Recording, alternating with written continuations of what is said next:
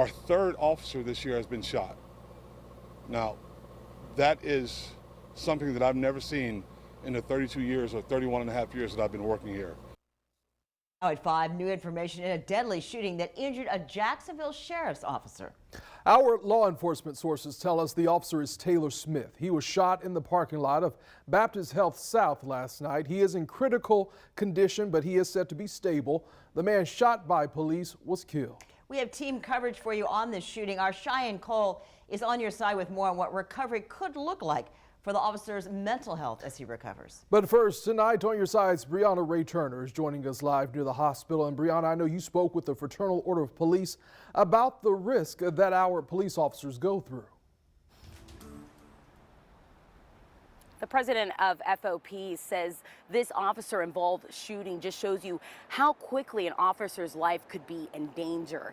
Now, the sheriff says this situation started when the suspect was suspiciously driving in front of the Baptist Health South parking lot, and which then escalated to an officer being shot in the face.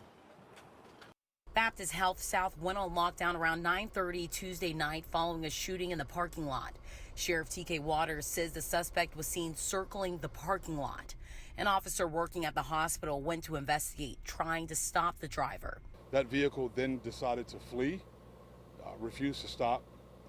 One of the supervisors that was paying attention and that was listening told him to not chase that vehicle through the parking lot because of being concerned with safety reasons. More officers responded to the hospital, and the sheriff says the suspect rammed several patrol cars, even rolling down his window, and held out a gun, telling the officers to shoot him. The sheriff says the suspect, who had not been identified, fired at an officer who was in a car, but that officer wasn't injured. A pit maneuver was performed, but the suspect continued to try to evade police. Officers were finally able to stop the suspect in his car, and that's when the sheriff says shots were fired. He refused to get out of the vehicle at that point.